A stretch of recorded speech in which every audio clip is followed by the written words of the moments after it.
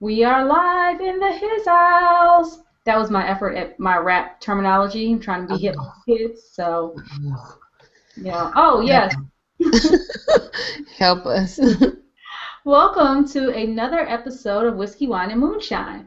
This is episode 59 that we're going to call Summer Madness. And I'm here with my co hosts, Lady Buddha and an invisible Sojo. Hopefully, she'll be able to pop in sooner than later. So, hey, Lady Buddha, how's it going?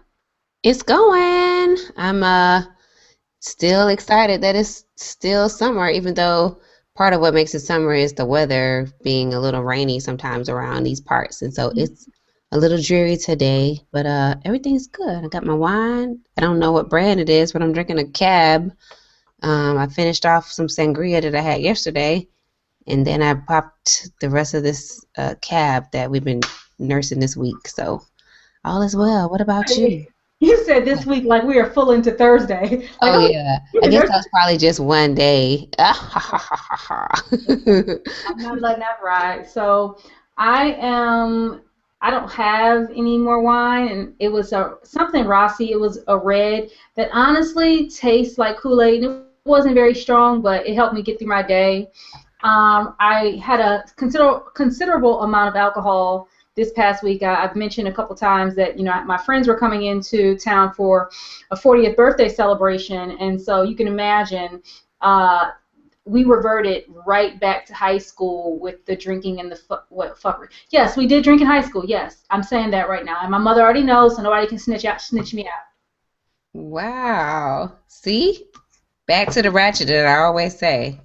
No, it's an occasional thing. We have to get together, old friends. One of which I've known one guy since I was 10, the rest of them since I was 13. So we really do step back into old roles. And I mentioned this to you on oh my goodness, I don't know if I'm doing this right. Okay, I mentioned this to you on I am, but one of my friends asked a really solid question about why me and my girlfriends never got punched in the mouth in high school, and I don't have an answer to that. So, knowing me, I don't know if you have any theories on that. You ain't even listening. I'm just sitting here I talking. am listening. I am Uh-huh. something to eat too, because I didn't get yeah, don't be calling me out.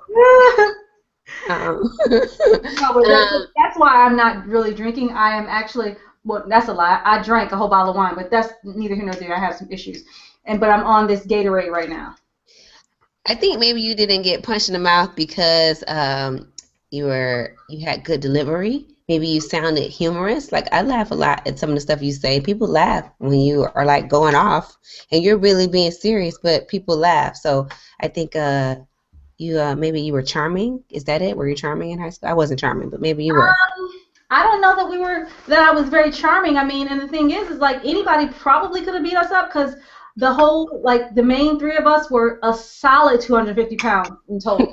But our Total. mouths, yes, our mouths were so ridiculous. In fact, one of the young ladies went back home and she's on the board for her child's school, and she said that she had to tell somebody, yeah, I'm still like off at the mouth like I was this weekend, and they were like, yeah, you really are being an asshole. Oh, okay. That's kind of the way we interact. But anyway, so Hmm. that's that. Anything exciting happening in your world? No, it's not really exciting yet, but people keep asking me, have I set a date yet? And the answer is no. So in case anyone wants to ask, which probably they don't, but in case they do, no, I mean, not I yet. think it's important because you can't just rent giraffes openly. Like you I have to have know. a date. I know. We're gonna figure out a date soon, but I don't know one yet. But it's kind of interesting, you know, I've just been kind of noting the ways people don't ask questions unless there's kind of the fact that there's a status change. And so now they have a question, and then the question is usually either how do we meet if they don't know already, or do you have a date? And even people who, don't care enough about the background, they just want to know, do you have a date? And these are people who are definitely not actually coming. So I just think it's just interesting. I just think about it because I think about how no one has asked me this, and maybe it's because most people who talk to me know my age, but people usually ask other, or a lot of times they ask other women, well, when is the first baby coming, and that kind of stuff.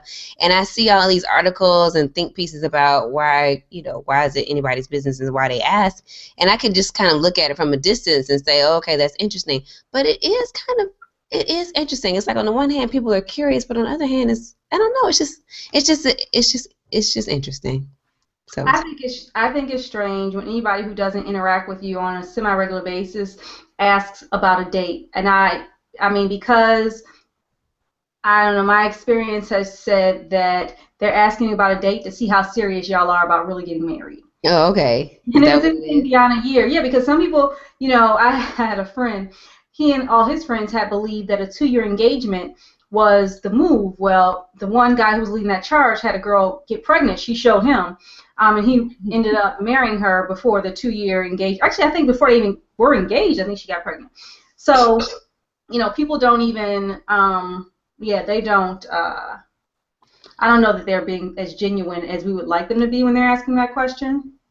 Well, I mean, I guess I don't know. Like I said, I'm not sure how I feel about it. It's just interesting coming. I don't know whether it's small talk or people really want to know or they're vicariously excited. Like I don't know because it's just such a range of people. Hmm. People I don't interact with regularly who just happen to find out for one reason or another and they just ask the question. So Sojo is over here in the chat talking about she's trying to hide the date, but the meerkats know. That's right. Whatever. I don't know. How Stay did on, the meerkats know?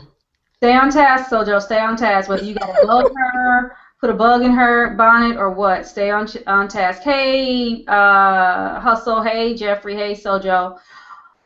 And Okay. we should say that Sojo is not on camera or audio with us right now because her power is out. Get it together, Sojo. Make them hurry up. So you can get Right. Right, I agree. I don't know what is going on in Mayberry, but obviously this is probably the precursor to the zombie apocalypse, so they're probably going to just start there and branch out. So you got to let the power go first and foremost. Having said that, let's really, really get into the show. Today's podcast is brought to you by Audible.com. Get a free audiobook download and a 30-day trial at http://www audibletrial.com/whiskey wine moon. Over 150,000 titles to choose from for your iPhone, Android, Kindle, or MP3 player. So go on over to Audible, and get that freebie on us, and enjoy the show.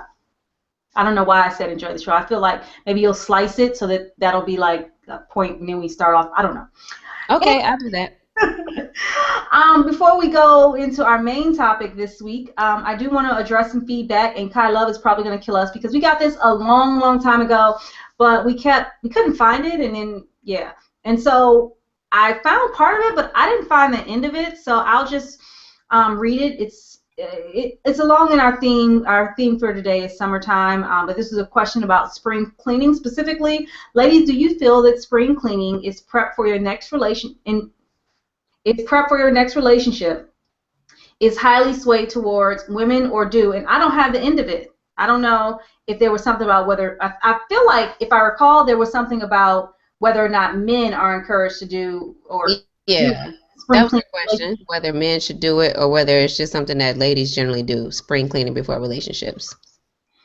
Well, Kai, I apologize if we don't have a full question, but hey, we tried. Yeah, we tried, and I did look for it, but look, I've been thinking about that question, and I want to know what's first of all, what does spring cleaning before a relationship mean? Like, what do you think that means? What does that mean to you?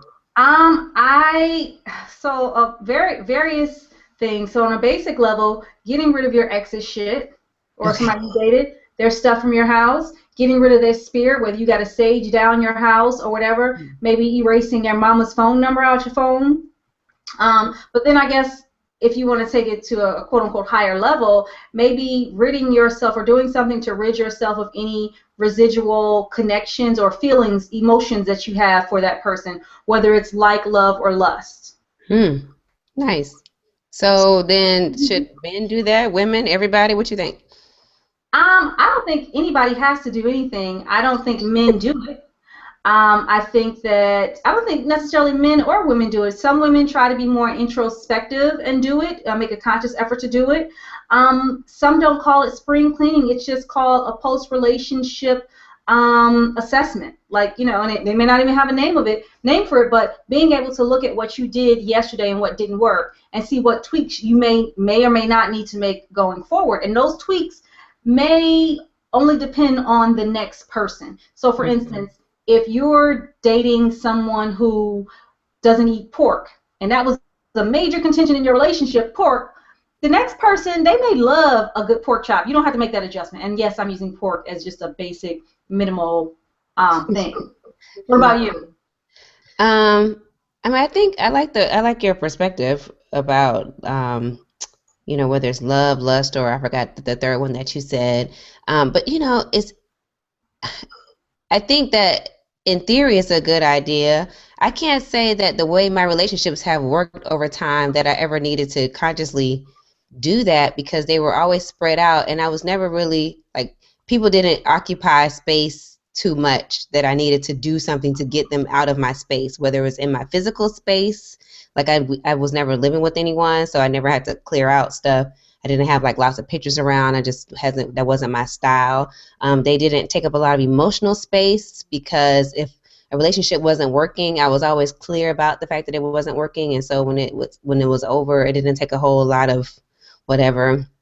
And then the lust, well, I mean, if we just getting down like that, we just getting down like that, and then when it's time to stop getting down like that, we just stop. So, but I say all that, but at the same time, I think that before I got into a really serious relationship, I did do what you talked about and kind of look at my relationships over time to kind of see if there was a pattern or something that wasn't really working for me. And I did find something that I needed to address. So I worked on that on my own. And actually, that was before my current relationship and it was a deep cleaning, but I wouldn't have thought about it as a spring cleaning, but I guess it was in a way. Sojo says spring cleaning means getting rid of relationship residue to me. Doesn't have to be anything specific as long as you aren't overlapping emotionally. Meanwhile, hustle being a dude, spring cleaning equals getting rid of random chicks and jump off. And I think so that both of those. I think you addressed both of those in your response. Yeah. Right. But the thing is that getting rid of people. So there's one part of you that has to deal with the internal getting rid of, but then there is a stop calling me getting rid of. Mm-hmm. Like, this isn't working. Let's be clear that you, sir or madam, need not contact me anymore. And I think that's the piece that people don't have the gumption to communicate that effectively and efficiently. They don't have the backbone to actually say, hey, this right here, this is as good as it's going to get, and it's not even good right now. So let's not play these games. I mean, really, most people don't have it, and so you have, like yesterday we had this conversation on Twitter. It was like, I don't even make me figure out who it was, but go through and see. We didn't tag it or anything. I know Wisdom Misery was in it. I am Letitia. At Kai Loves You were also in the conversation, and one of the things was. Ooh, child, I lost my thought. What was I saying before this? Whether or not people have the gumption to get rid of folks who are still calling. I think it was Leticia asked about why a guy will just disappear. Well, my response in that was, why does anybody care why he disappeared? Because the bottom line is still the same. He's not checking for you. So, this whole like wondering about what someone else does, to me, is a waste of time. Wonder about what you're doing, what your plan is, and be clear about that plan. Right. So I feel like that about life in general. Yep. And so it's interesting because I'm not like relationship hopping, so it's not like I have to do something just before the next thing. It's kind of there's just naturally that time in between, or had been. Mm-hmm. Watch my language there. I do also want to just point out for anybody who's listening to us to feel free to share the show link, the YouTube link, or whatever. Well, yeah, I guess you or the Google Plus link. And we also need for you guys to kick it up a notch with regard to the feedback, be it on iTunes or Stitcher, because we'd like to stay #1 on Podomatic. And really, it's just kind of like a thing we're trying to do. I mean, we're not going to necessarily win anything from it, but it's about principle now because, like, honestly, the people who are at the top are, like, kind of different. Yeah, different. I'll just go with that. Having taken that break, I feel I would be remiss if I did not bring up or we did not discuss this whole Robin Thicke situation. Oh, Sojo talked about that. Yeah. Right. So basically, Robin Thicke has cheated on his wife. She is not hearing him, and he is publicly harassing her or trying to shame her into giving him another chance via public displays of beggary, via album named after her with tracks that titles are on some Keith Sweat meets Drake meets I don't know. I don't even know who else is a part of this, but just on some extra like Rodman, get help. Yeah. Yeah. That video, what's the name of the video that he released already? I don't know the one with I the thought text it was messages. Yeah, to text message. I'm gonna find it real quick. That Yeah, was just, I mean, that was so far out there. First of all, I mean, besides the fact that it just wasn't a good video or there was nothing about it that was good, but it was strange. Like the text messages were strange. Him sitting there pretending that he was the victim of domestic violence or he had been engaged in a violent fight or whatever, and he has blood, these fake looking yeah, streaks on his face the whole time and he's asking for her back and she's like it's too soon or the person pretending to be someone that we can assume is her, it's like it's too soon and all these strange messages. It was just, the whole thing was just weird. Get Her Back, that's the name of the music video. It's called Get Her Back. have we learned nothing of the Biggie video with the fake faith in it? Like that is so 90s. Like that's not gonna you're not gonna win with that.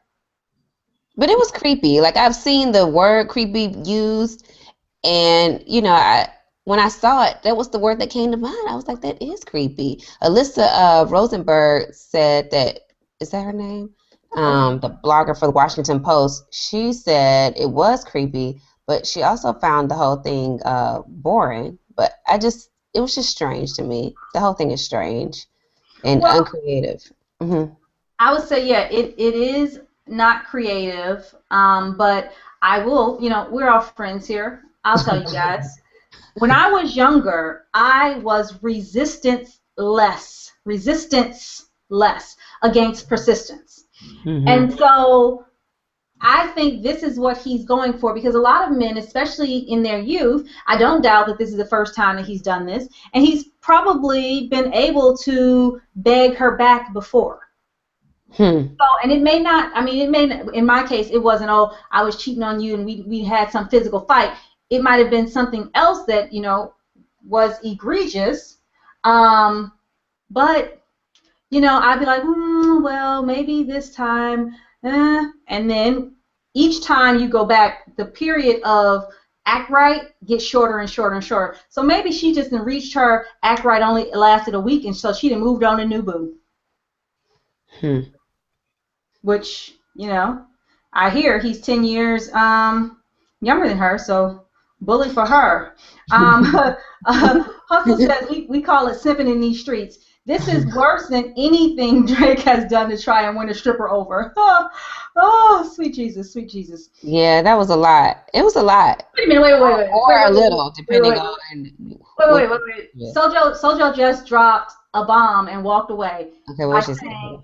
and he had a visible herpes sore on his mouth while begging to be forgiven for adultery. Oh, stop! I'm not watching that video again to see what she said. I'm not watching that again. No, I'm I'm not not gonna see either. it. And I don't even Thanks, why would she. Sancho. It's not gonna happen though. But you all can do some research and let us know if you can spot the sore that Sojo just mentioned. Well, Send us feedback about that. I was gonna pull from a piece that Feminista Jones wrote on Blog Her. But my computer is doing some things, so yeah, it won't load right now, or at least it won't let me scroll or do anything. And I'm scared that if I kill that page, it'll kill everything. So go out and read that piece by Feminista Jones. She does write some thoughtful pieces. Whether you agree or not, she does take her time and sort of usually the things I've read sort of flesh out a topic. I'm So gonna I see if I do. can find it real quick. She put the link in the Q&A. Okay, hold on. So yeah, while she's doing that, Here it fellas, is.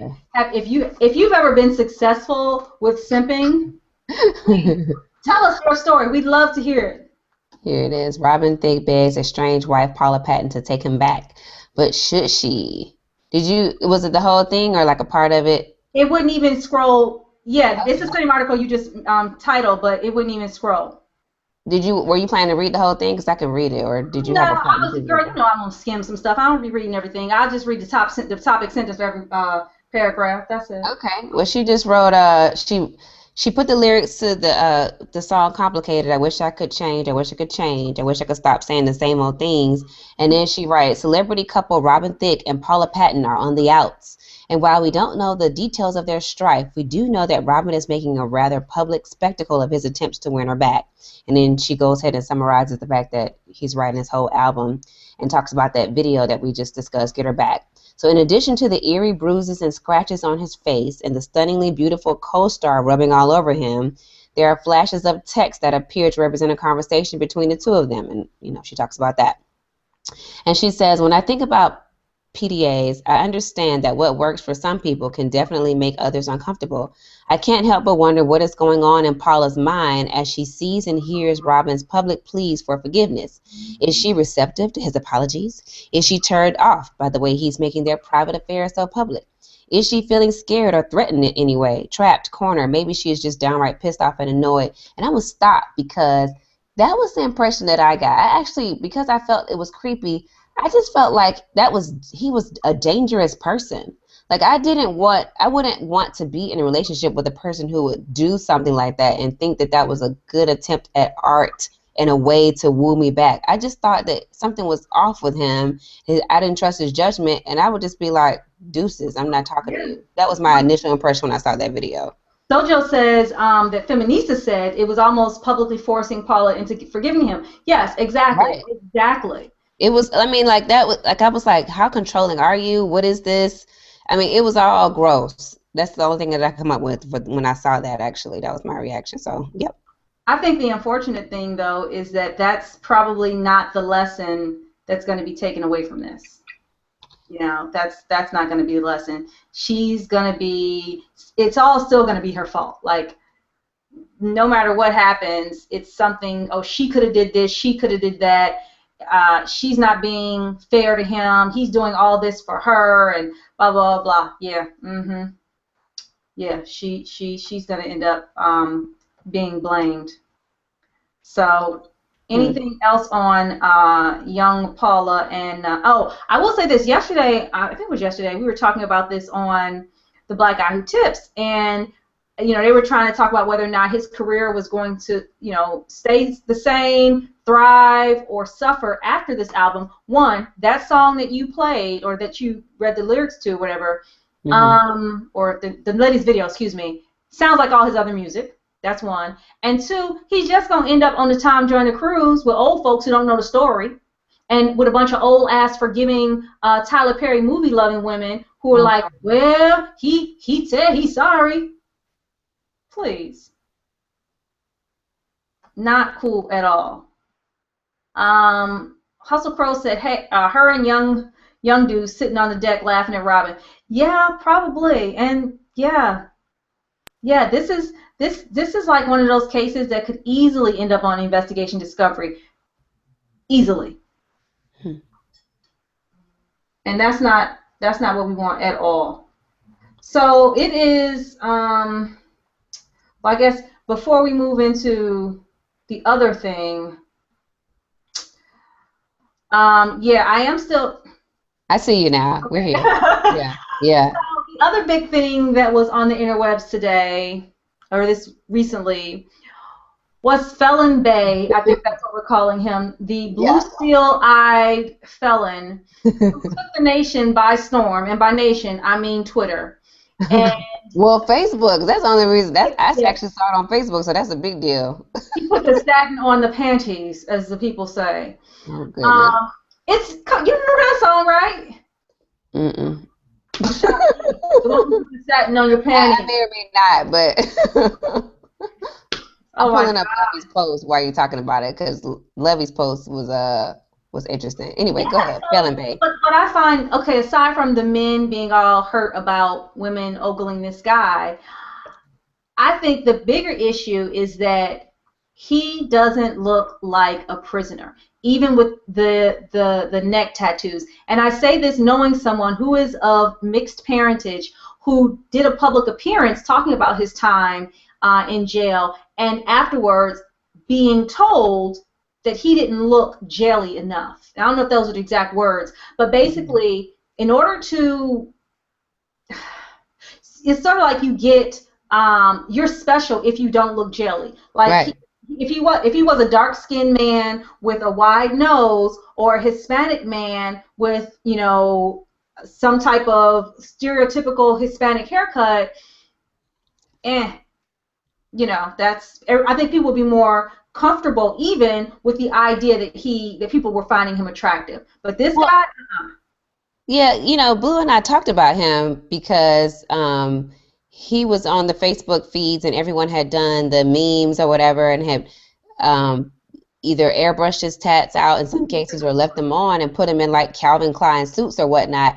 And so we kind of had a discussion about the fact that why is it so easy for someone to reimagine this guy? I mean we know why, but the fact that it is easy for people to kind of reimagine this guy in a completely different sphere and being successful and wearing this suit and not looking out of place versus someone who looks different wouldn't have been given the same kind of second chance to have a different image despite the yep, fact that he has a known background. And I talked about the fact that how that extends to kids in schools and everyone else where we kind of have an opinion based on their looks and they get stuck or pigeonholed into our imagination as a ne'er-do-well or whatever it is, to not be up to any good, and we can't imagine them in other ways sometimes. So but he's racially ambiguous and the pretty eyes that some people think are pretty, other people don't like light eyes, but whatever. they're soul stealing eyes is what they are. You can't look directly in. So he has the chisel, and so the things that go in line with our standard definitions of beauty. And I think he's fine now. Let's be clear. I think the boy's cute now. He's cute, but the fact that it's unfair. But Lovey's post was hysterical to me, Wait, and she. wait, before we go Go into ahead. that, I want to just address what you said about kids. If Yep. people have time, follow up and look up studies about the quote unquote teachable child. I think that's the term, but it is the child who it's the child of color who's light enough, clean enough, et cetera enough, who often will get put up to the front of the class. If the teacher is right-handed, when she's facing the class, he or she will be set to her right, and she'll end up talking to that child a little bit more, giving that child a little bit more care and consideration. And it extends all the way through to college, the Hmm. quote unquote teachable student, teachable child. So what did Lovey say? Well, Lovey was basically telling all the people. So, okay, I wasn't really on social media that much, which is my excuse the last several weeks. But at any rate, I saw enough to see that some people apparently were mad because so the women were fanning, a lot of women, I guess, and then they were making jokes, including like Goldie Mm-hmm. Taylor, who was like, we're gonna post bail for him, and I almost posted, some money, and there's a GoFundMe account, and all these jokes about getting him out. And that was before he started saying that my wife, blah, blah, blah, blah, blah. But even when the wife came out, people were still making these jokes about they were going to like get him out of jail. And so apparently there was some backlash. And she says, she puts the Calvin Klein and the Da Vinci pictures in here. And some people got really mad. And they were like, she says, there's a revolution of butthurt folks happening behind the swooning and the jokes. They are the wet blankets of the world, telling the rest of us that we're heathens and we don't deserve nice things because we talking about how fine a felon is. There's the social justice high horse folks preaching about the downfall of black men and how we enable them because we're lusting after Felon Bay. To all of them, I say a hearty, shut your dank, wet blanket ass up. And then she has the meme, bring Bay home. Yeah, I mean, it's true. Hustle Crow addressed the butthurt. He said, dudes were butthurt off women lusting over him. Me, I don't care. I'm Sice because he's bringing light-skinned dudes back right before I go to Essence. It's always about you. But I would say this: whenever anybody like makes a blanket statement about how incarcerated people are treated or what they are, from a statistical standpoint, you can count them all out. But if and I don't know the number off the top of my head, if it's large number of black men, heterosexual men, are incarcerated or are under the watchful thumb of the law through what is it called? Probation or whatever, or in transitional release, then you're saying that all of them are worthless, and I'm not really willing to get on board with that. Like, people do make mistakes. These are people who made bad decisions and got caught. If everybody who made a bad decision got caught, we'd all be in jail. Like, there is something, whether it's moving a decimal point on your damn taxes, we'd all be in jail. So these people who like to stand on their high horse about he can't possibly be attractive because he's in jail. Well, you know what? If you saw him on the street, you would think he was attractive. His being in jail doesn't change all this he got going on. But you know who's the winner in all this? Who? His brother, because his brother's out on these streets. Oh, is that the one who, okay, so then there's this picture of him with a guy who sort of looks like him, and I don't know whether it's his cousin, his brother, who it was, a friend. That's his brother. And so that Lovey mentions that in the next paragraph. She says, someone created a meme using a pic of Jeremy and a male family member taking a selfie talking about when you find out he doesn't like women. And she goes, what's that got to do with the price of tea in China? People are even doing hella background research on Homeboy to let us all know how awful a person he is. And because you know that, we must all want to marry this internet guy who we've given a shady-ass nickname and who we know ain't shit. Surely we can't all just be partaking in fun times for the fun of it and nothing more. We all need saving from ourselves because we don't know any better. Get your mind right, ladies. Boy, shut your face. And it's like, it's so silly because it really is all in fun. I mean, who cares? It was a whatever day of the week it was. Who cares? Who cares? People get so serious about it. It's like another opportunity to have manufactured outrage. And we're outraged that women can find someone who they know it has committed some crime, whatever it is, in this case, running guns or whatever, attractive. He's still fine. He's still fine. Yeah, you may not want to marry him, but that don't mean you can't talk about the fact that he's fine. All right, that's it. Like seeing a stripper. Most reasonable men say they're not going to marry a stripper, but it doesn't take away their fineness. Evelyn Lozada, that shit crazy. She's still pretty. Can't take Right. anything. Like, okay. Yeah, I mean, who cares? It's just, anyway, blah, blah, blah. Felon Bay. All right. Hustle says, remember that chick down in Florida who left her kid in the car to go see Lil Wayne? She was fine. I admit it. Exactly. You can, going back to one of our themes, you can be both. You can be jelly and fine. As Sojo says, he looks jelly to me. He just has a strong jawline, and women and some men love strong jawlines. Well, here's the thing with that. They showed 3 different pictures of him, and he's had a rounder face. He was not less attractive with a rounder face without that jawline. So it's just like saying, oh, so-and-so is ugly without a weave. A lot of women are, but then there are a lot of them that are not. So right. I think this guy, strong jawline or not, he's got the symmetry on his face is the stuff that freaking ovaries pulsate for. That's called nature. Just like men, their loins get excited over a certain shape of woman because that represents freaking fertility. Come on now, read a book. Mm-hmm. Speaking of felons, I guess we got to issue our warning right now. If you have not seen, what are we on? Episodes 4 through 7? 7. Wait, what is it? 5, 6, and 7. 5, 6, and 7. Yep. 5, 6, 7 of Orange Is the New Black. Go ahead and stop listening now. Do do do do do do. Cue That's what music. we're right. So that's what we're about to talk about. And so, in episode 5, I'll just start it off. Hmm. There are some bathroom issues where poop is coming out of the Hispanic, or as a friend of mine said, the barrio bathrooms. Oh goodness. Um, Spanish Harlem. That's what they called it on the show. okay, yeah. And Mhm. V's posse goes head to head against Gloria's Latinas when they infiltrate the ghetto bathroom. The assistant warden refuses to fix it. The lady chick refuses to fix it and limits the bathrooms to 30 seconds. Then V pretends to be all weak and whatever and manipulates the situation to use Mhm. it in her favor to get what she wants, which Mhm. is some reassignments for her girls. Was there Mhm. anything that stuck out for you about that episode? Well, that's the episode Low Self-Esteem City that we got the backstory about Gloria. Hmm. So she's currently running the kitchen, but we saw that she used to work the cash register or whatever at a store, and in the back of the store they were doing um, I don't want to call it Santeria because I don't think that's what it was, but they were doing some kind of spell spell spinning to grant wishes and help people with their spiritual cleaning and getting whatever it is that they wanted. And then she was also accepting EBT cards in exchange for cash. And that was how she was starting to kind of get some money to the side. And that's ultimately how she ended up in jail.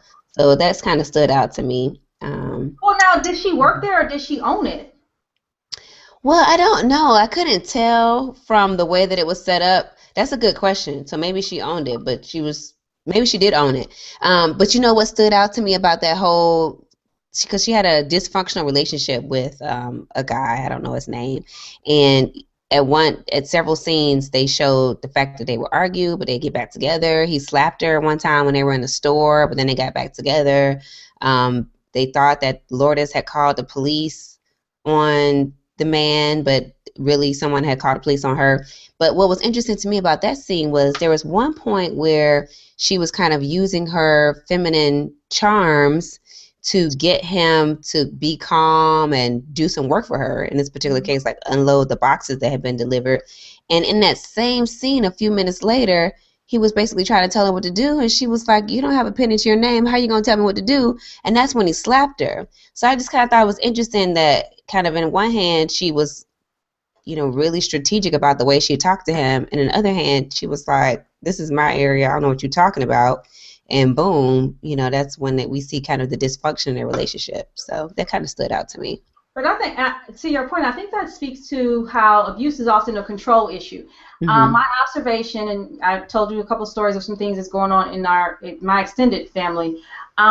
Men who have no control outside of their homes often need to have a level of control, an abusive level of control at home. So when Hmm. she said you have no money, so you're not in a position to financially control whether I eat, whether my kids eat, whether we have a roof over my head. So because you can't do that, this is where you show your strength and have mercy for me having the good sense, or not even good sense, the sense to address that. But it also showed her strength with other women versus her lack of willingness to walk away from him. Hmm. Like he could come, cause he could show up because I think this is the episode where he showed up at the park, and Yeah. Yes. yeah, she just went like, okay, it's in front of her kids and everything. Hmm. Just, So that was one thing. The other thing in that episode, let me see. I'm trying to think. Oh, so it was low self-esteem. But Yep. remember, Boo and Nikki were having this sex contest, and at Yep. some point, I forgot what they basically said, but they were saying that they can get all these low self-esteem girls to screw them. Yes, I wrote that quote down because I never know where they get some of these titles from. I'm see can I find it real quick. But basically, Boo was like rubbing it in the fact that she had just banged one of the women, and Nikki was teasing her, saying basically that was a 1 pointer, and I'm working on this 10-point person over here, the correctional officer Fisher. And she was like, well, a boob in the hand is worth two in the bush. Nikki's like, the bush is where it counts. But she said, as Boo walked away, Nikki was like, and I can't find it, but she basically said, there's plenty of other nickel slots in low self-esteem city. So you can go get, all the quote unquote easy ones if you just keep going in that direction. That Right. was kind of interesting. I kind of had feelings about how I felt about them doing that, but I was glad eventually that they called that whole thing off because I didn't I like them doing that. I didn't like it either, and I didn't like it that I guess in my mind, for some crazy reason, Hmm. I thought that lesbians would be less vulturous towards low self-esteem women. Hmm. I mean, I guess because I had this crazy idea, well, they're women too, so they can be more sensitive to that. No. Oh, wait, let me just go back a bit. Sojo said that Gloria's dude didn't like the way she spoke to that other guy that came in to ask about her. That's true. Scam. That's true. You could tell that he didn't like women who sassed men and enjoyed putting her in her place. And I think that right there is why men like that choose Gloria to break them down. But I forgot what show it was, and it may have been an episode of Orange is the New Black or one of these other shows I watch. But somebody said, this will stick with me for a long time. Breaking me won't fix you. Right. Amen. Ooh, nice. I haven't heard that one yet, but that's a good one. That's true. Yeah. Yeah, breaking me won't fix you. And I immediately thought about somebody I know personally who doesn't like women. Not to say he's gay, but he doesn't like women. And you can tell other men have even observed this, how he argues and discusses things with women. And that fits perfectly. Like breaking me down is not going to fix you. Like you need to talk to somebody else. You need to talk to a professional. The other thing there was a couple other things that happened in this one because past when Piper finds out that her grandmother is sick and she asks for furlough, and that becomes a big point later on. But what stood out to me is that Healy, they show a little bit more of Healy trying to interact with his mail order Russian wife.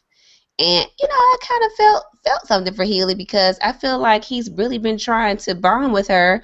And that was a scene in which he wanted to take her out to dinner or take her to a play and ask Red even for some advice about what to do. But Hmm. he even spoke to his wife in Russian because she was like, "You never speak in Russian. Why can't you speak in Russian?" But he's really trying. He really wants for them to actually have a relationship. And she's just like all tight and mean. And I'll be curious to see if they draw that out anymore. But that stood out to me too. Yeah.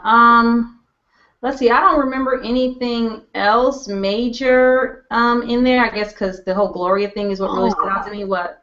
There was one more thing because of the whole thing with the plumbing in Spanish Harlem and Figueroa, the plumber comes to try to check it, and Fig is like, we're not paying for that. It's like $80,000 or some number, and I Hmm. think that they continue to do all this hinting about the budgets there, and so I'm actually tired of how long they're taking to draw it out, but that's kind of a something that I see that they're trying to develop through the rest of the episodes is Piper investigating some of that. So that was a good setup for what It's the might happen later. budget. And if you go back to the first season, there was a scene where Fig was going to her car, and it was a Right. fancy car, and they've shown other people's cars, and Right. everybody else there has these really like borderline broke down cars. And while they are not assistant wardens, it does show that somewhere she's getting this money. Now later on, we would find her husband is in politics or and quite possibly a business owner. But yes, they've done a lot to highlight budget issues when they Yep. closed down the track in first season. Yep. Various things. I forgot about that. Yep. That's all I Um, got on that one. okay. So in episode 6, what I found when I went back to rewatch this is in my skimming, I didn't see this episode at all the first time. So I guess in summary, this is like their Valentine's Day Yeah. episode. Yep. Red discovers, I guess, that hole in the at the Oh uh, yeah. in the greenhouse. Yep. Larry wants Piper to give him information for the reporter or whatever. And Poussey, we get some backstory, but we still don't know how Poussey ended up in jail. And we True. also see that Puxatani has been, basically ousted from her group, and not only ousted from her leadership position, but ousted from the group. So I guess it's about relationships that these women have with each other and with other people. Because at the end of that, Pucks ends up like hugging He did. Healy. Healy. Yeah. That actually moved me because I missed that last little bit the first time I watched it through, and I was like, wow. I mean, I'm a sucker for that kind of stuff. But yeah, the relationships is a good way to kind of summarize this one because this is when Caputo is trying to get Fisher to come out to come listen to him sing, and Hmm. Tasty and Poussey are starting to get into a little tiff over V. V is pulling Tasty's strings, and V is like, "That's not fair." She doesn't want to move to custodial, and V is like, "Fair is where you go buy the cotton candy." Larry comes to visit Piper. That's when he asks her to be the mole. Yeah. Hmm. Yeah. Um, And then Flocka and Martinez end up kissing each other. oh, That that's right. That was straight. Yeah, because I mean, I guess they in a moment of we're all lonely. It's Valentine's Day, but then they happened. realized they're not actually lesbians, so they didn't really work out for them. Right. Now, was this the one where shoot, I forget. Damn it. Oh, was somebody's daughter's first birthday? Or was that episode 5? Because I they think try to talk a lot about kids in these episodes. they did, and I can't remember it was because it was one of the Latinas, not Flacca, but the other one The one who who, yeah, talked about she missed her. I feel like it was this one because they were. I think it was this episode where she mentioned that early on. No, because it was the previous episode because they were standing in the shower and that's when they talked about it. That's when we saw that the shower started doing gross things in Spanish Harlem. Yep. right. And so then that was the one where she did the whole birthday thing, and they made the candle out of crayons, which you can do. I I think it was Yeah, crayons I or think so tampons. because that was part of Gloria's backstory, and then she ends up saying that she wants a candle after she gets permission to use the bathrooms in the ghetto. Yep.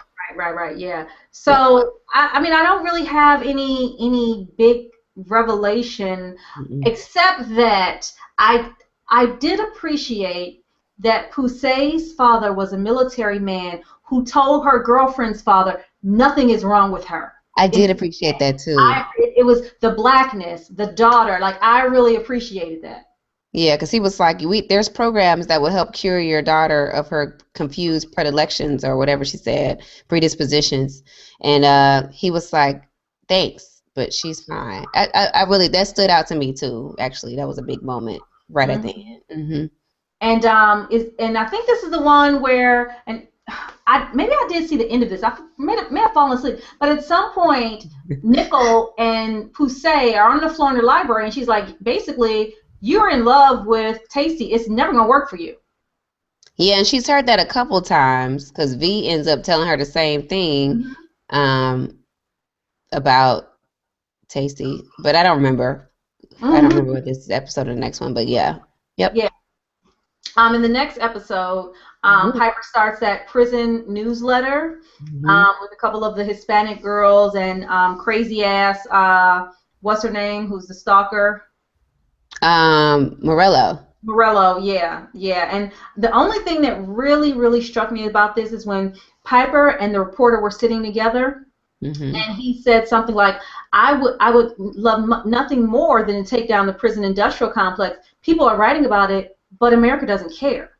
Hmm. Like, and that is the thing. Like, there are books, there are studies, there's tons of research that show recidivism goes down with education, but America doesn't care. America wants to push these people off again, lock them up because they're dark skinned with big noses. Those people they want to knock up. Let me lock up forever. But if they saw that a good number of these people are regular people. Regular folks. Yes, and that's actually why I stopped watching Beyond Scared Straight, because Hmm. I felt like it had gotten to the point of dehumanizing the prisoners, and like when it would show them like up against the gate, like shaking, trying to get at these kids like animals, like I was like, nope, nope, and nope.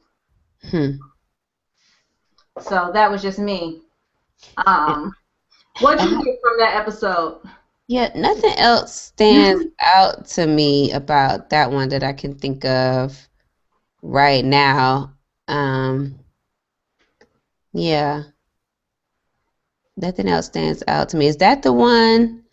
Because I also watched a few others, and I don't think. Nope. Those come later. So nope. Mm-mm. Nothing Okay. else stands out about that one. Except that they kind of are harassing each other about who's going to be the editor of the newsletter and who's going to get to write what column and are you smart and you're not really smart. And so that was kind of an interesting sub conversation about. I couldn't care less conversation. Yes. Because to me, that spoke to education levels in prison. Because I don't know if you know, but the numbers skew towards low education levels, low reading levels for Mm-hmm. people who are incarcerated, or at least men who are incarcerated. Mm-hmm. So one could assume that if we did a better job of educating people and giving them educational confidence, they would be more likely to believe that education um, is a way to do things and have things. I mean, obviously, that's part of a whole bunch of different things, Mm-hmm. but even if we, and like I said a couple minutes ago, recidivism rates go down significantly when we're educating these people. And I can admit, huh? Go ahead. Go ahead. I'll. I, I can admit when I didn't think it through thoroughly, I would say like, well, why should they get to go to school for free if I've got to pay for, university? But I think that if they have to, take out loans, if Mm-hmm. they have to now, we have this, you only have to pay up to, I think it's 10% of your income back in loans per year. That's the max. If these men can be given access to GED programs, take out loans, or write for scholarships, do whatever they need to do to get associate's degrees, and even in cases undergraduate degrees, and then have to pay that money back when they get out, I think society would benefit so much more. Well, they would. And what's interesting here, we mentioned it when we did that episode, maybe it was around in the 40s, the late, I don't remember, when we talked about Crime and Punishment was the name of the episode. Mm-hmm. At that time, Sojo mentioned the fact that Governor Deal here in Georgia had devised or mentioned that he had a new program or some new thoughts about bringing educational programs back to the prison system. And so I didn't get a chance to follow up then, but in the interim, I found out that a superintendent of a local school district resigned his position as superintendent of a K-12 institution to become kind of an educational commissioner or whatever his title is for the Georgia prison system That's instead. good. Yeah. So it's like, well, I was supporting these kids, that are matriculating right now. So let me figure out what I'm going to do to support the people who didn't get a chance or didn't finish matriculating for whatever reason. So anyway, that was an interesting discovery. I'm waiting, and I don't. In none of these episodes, it's not been touched on, but finance and life skills. So they have the Hmm. commissary. Hopefully, and technically I have watched the whole season, but hopefully at some point they talk about like budgeting, and because little things like, particularly now, a lot of young people don't know how to write a check.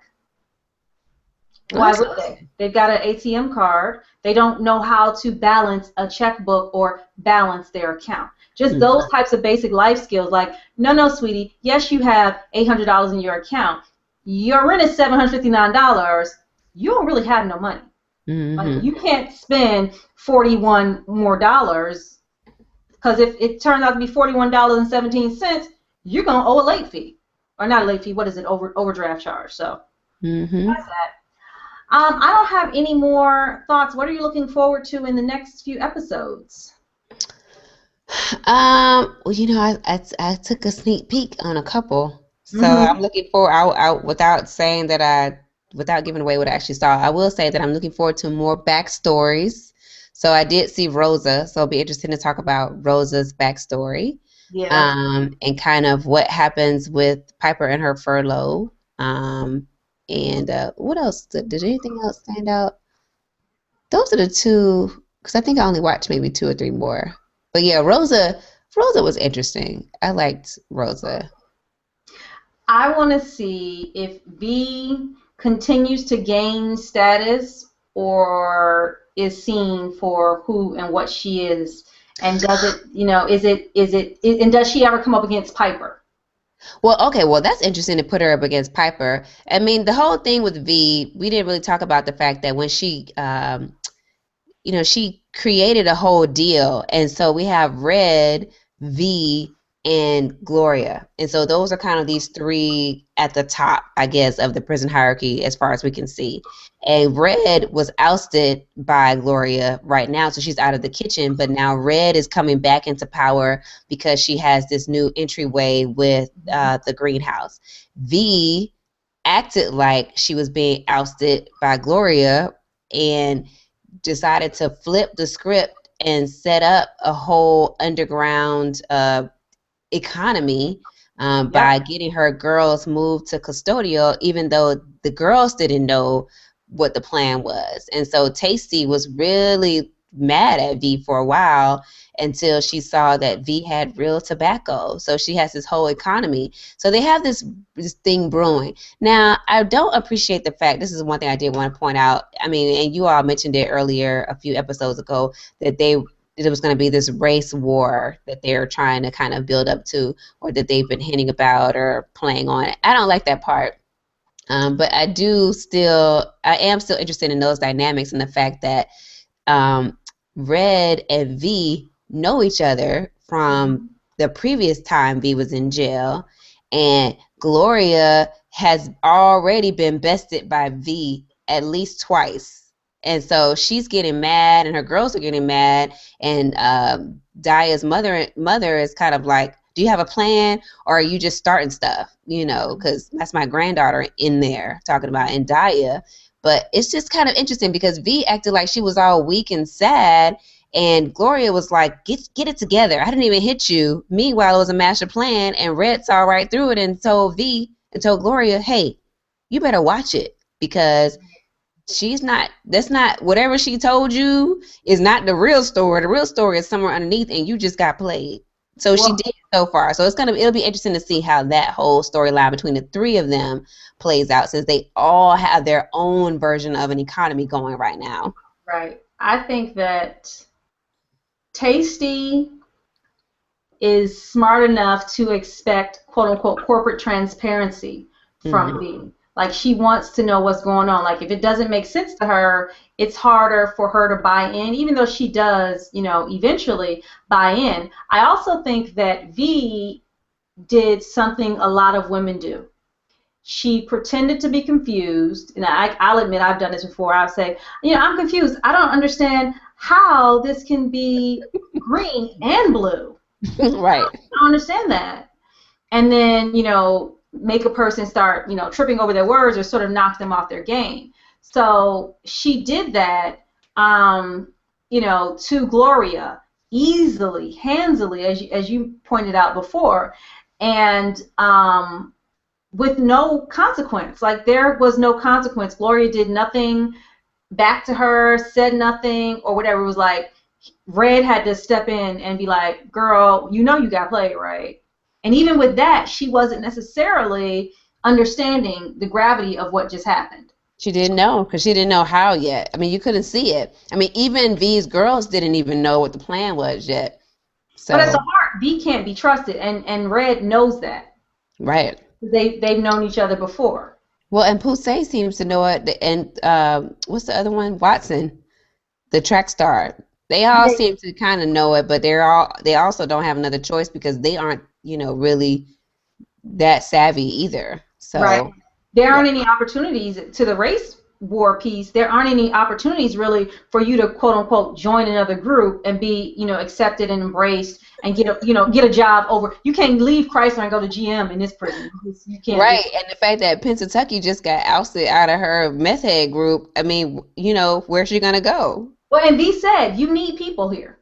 You need people. So this proves it all. Oh, Hustle said, with regard to black people and prisoners and money management, he's saying they don't. I work for a black-owned bank in D.C. Black folks are underbanked, cashing checks at ACE and all that. Well, I think from a historical point, you have to also take into account that so many of our Mimas and Papas and nanas and whatnot have been screwed by a lot of institutions, be it a banking institution or paying the insurance man and then somebody died and you never get any money, whether it's a fake ass mortgage, which was highlighted in Ta-Nehisi Coates' Atlantic piece, which he's been all over. He was on, not Jon Stewart, Colbert. He was Mm-hmm. also on, what's the one with not John Mayer, what's the one, it comes on Saturday night on HBO, Real Time with Bill Maher. Okay. Mm-hmm. Yeah, he was on that as well. So I think we can't necessarily say, oh, it may be true that black people are underbanked, but you can't stop there. You have to look at the historical things that have led up to people being, not trusting banks, not trusting doctors. There are so many things where we've been screwed, where it almost would be kind of crazy if you have that story at Thanksgiving dinner to be so easy to trust. Yeah. So that's my thing on that. Looks like we are at the point of tapping out. Yeah, we're here. We Um, made it. so, right, I know. So do you have anything, Lady Buddha, to add in closing? No. You got any cheers? I was thinking about cheers, but I don't have any because I gave cheers to my daddy last week, I think, and I've been blogging about him lately. Okay. He's been on my mind, so I could give cheers to him again. But actually, maybe I'll just give cheers to actually Tayari Jones because that's completely off topic. But she's a writer that I really admire, and I've read her books, and she's very warm and gracious and helpful and interesting. And she's been blogging lately about writing rituals. And anyway, I just like Tayari, and so I just give her cheers just because I like her. So cheers to Tayari. Okay. And I have been blogging lately, so get on my blog. Come check me out. I'm at www.cocostudio.com. That's COCO Studio Singular, just one, cocostudio.com. And you can always hit me up on the Twitter. I've been working my way back. So I've been trying to retweet and engage and at least peek in from time to time. So Mhm. come hit me up on Twitter. Come follow me. I'm at ND Collier, COLLIER. And what about you, Miss Mark? And I miss Um, Dojo. Anyway. Sojo said cheers to Georgia Power. And Hustle also wanted to say he knows what I was talking about. The bank has been open for 80 years. The president's grandfather started the bank to ensure black folks could buy homes and cars. Most of our customers are elderly. Yes, yes, and yes, and yes. And I wish we had more of that still remaining. I wish we had a way to have kept our bus companies, our cab companies, and all these things that we had that make a community. Because we've got lots of black neighborhoods, but if you don't have your own grocery store, your own cleaners, your own doctor in that neighborhood, you don't really have a community. You just have a neighborhood. So anyway, and Sojo said Oprah shouted out to Yari shouted Tayari out on Pinterest today. Okay, way to go, way to go. So, with regard to cheers, I have a strange cheers. Now, for last couple shows, I've mentioned that my friends were coming here for the birthday party, and one person actually missed their flight, so unfortunately she wasn't able to make it, but she still has a ticket, so we'll probably hang out at some point this summer. But I would like to send a cheers to their spouses, because everyone I mentioned this to, I won't say everyone because you and Soldier didn't say this, but so many people that I mentioned what we were doing said, "Oh, how'd you pull that off? Men without their wives and wives without their husbands and blah blah blah blah." And to me, I shout their spouses out, and it is husbands and wives, for living in a place of trust. They know that their spouse is the person who promised them something. And strangers in the street did not. Well, actually, in one case, I promised too, because at their wedding, they made us stand up and promise to support their relationship. So, I appreciate having people in my life who have chosen spouses who operate in trust, but I also want to shout out my friends for some of them being in my life since I was 10, others since I was 13, and a lot of people our age even don't have that. So cheers to them. And I can be reached on the Twitter at think_p_smart. We also have Sojo, who can be reached at Sojo XOXO on Twitter. And does she give out her which one? Yeah, Fem Yin is Feminine. Fem Mm-hmm. In Yin, and I don't have it written out. Sorry, is her website. It's And FEMINYIN, like feminine. Mm-hmm. exactly. .com. Um, And so, yeah, she already gave her cheers to Georgia Power. And so, with that, don't forget, like I said before, go right now while you're thinking about it and leave us reviews, 5-star reviews, and add an actual comment on iTunes and on Stitcher. We'd love to hear from you guys. And when this is posted, send it to your friends because they need to know about this. They need to know. Spread the word. Spread love. Oh, Ba, ba, da. okay, so we just gonna go ahead and stop right there. All right, y'all. See y'all next week. All Toothpaste. right. This is cheers. Cheers. Yeah, yeah, yeah. Cheers.